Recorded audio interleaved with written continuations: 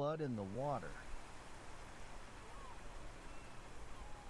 The crack in the mast is all anyone can think about. You see men glance at it when they think you're not looking, a quick, superstitious touch of a knuckle to wood. We're sailing on a prayer, and everyone knows it. The alliance with Vance, if you could call it, that has left a foul taste. He's a Jonah in the brig, and his cursed chest is a sleeping serpent in our hold. Finnegan's emerald keeps it quiet, but the pressure is always there, a silent hum at the edge of hearing. We made good time today, a steady wind pushing us toward the coordinates of the broken pillar island. The plan is to reach it, wait for the star, and then make the final run. A simple plan. In these waters, simple plans are the first to die. It died in the late afternoon. The lookout's cry wasn't about sails. It was about blood. Port side, blood in the water. A sea of it. We rushed to the rail. A quarter-mile off, the ocean was stained a rusty, spreading brown. Not a patch, a vast slick, shimmering greasily in the sun.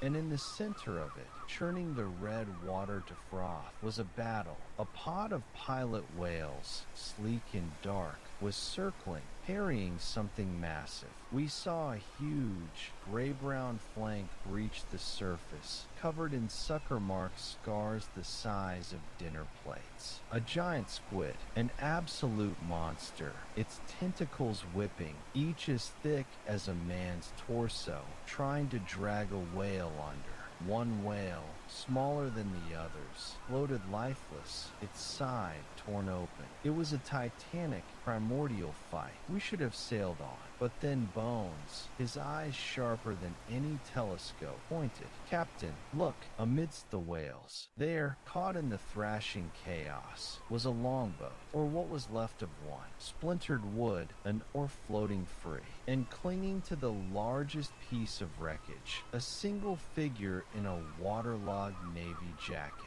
A Marine. He was alive, waving an arm weakly, his mouth open in a silent scream as the sea giants battled around him. "Thorne's man," Swift Mary said quietly. "The Retribution was here. Recently. Do we pick him up?" The question hung in the air. Saving a Navy man, an enemy, went against every instinct. But he was intelligence, floating right there. Before I could decide, the battle took a decisive turn. One of the squid's tentacles, a living cable of muscle, snapped out and wrapped around the Marine. It plucked him from the wreckage as easily as a child picking a berry. We saw him lifted into the air, a tiny, struggling doll, before being pulled beneath the blood-frothed waves. He was gone. The sight froze the blood in my veins. The squid, perhaps satisfied or wounded, released the dead whale and began to sink,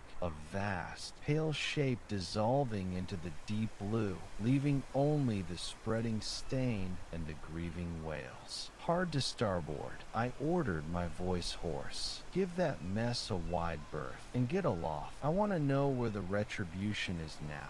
The incident did something to the crew. The supernatural fog and the whispering coins were one thing ethereal, ghostly threats. This was visceral. Blood, tooth, and tentacle. Death wasn't just madness here. It was in the very water, ancient and hungry. It made the crack in our mast seem like a welcoming invitation. An hour later, we found more wreckage. Not from a longboat, from a ship, flanking a shattered barrel stamped with the King's broad arrow, a piece of a gun carriage. The Retribution had suffered here too. How badly, we couldn't tell. As night fell, I called a meeting in my cabin. Bones, Mary, Finnegan, Vance, under heavy guard, was brought up from the brig. He looked at the wreckage report, a grim satisfaction on his face. "Thorne underestimated the Guardians," Vance said. "He thinks his cannon and his God protect him. The deep doesn't care about your flag.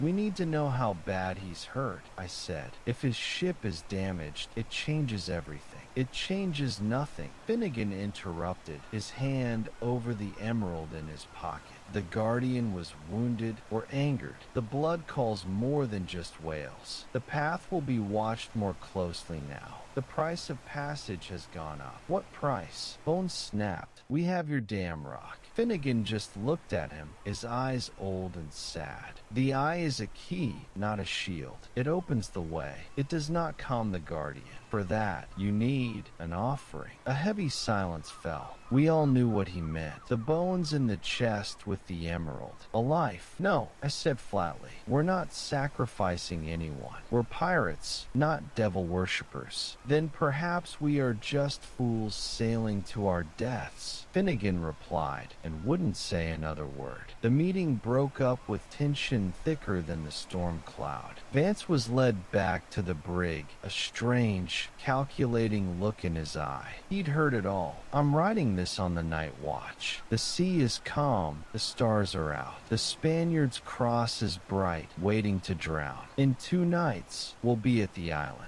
We have a damaged ship, a crew on the edge of mutiny, a prisoner who might be planning something, a Navy fanatic hunting us with a cursed compass, and now Finnegan suggests we need to commit murder to appease a sea monster. The treasure of the gilded galleon had better be the damn 8th wonder of the world. At this rate, just finding it will be a miracle. Surviving it feels like a fantasy. Thanks for watching. Please subscribe for more adventures.